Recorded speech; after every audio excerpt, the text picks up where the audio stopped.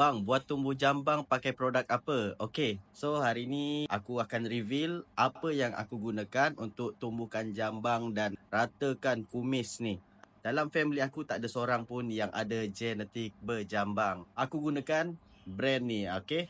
Ini dia bukan minyak tau, dia jenis air macam alkohol macam tu, tapi dia ada kandungan Minox dan juga LCLT. Dia dah campurkan sekali. Aku mula gunakan produk ni pada bulan 11 2024 dan untuk aku tumbuhkan jambang ni dia ambil masa lebih kurang 3 bulan. 3 bulan nampak lah, dah nampak.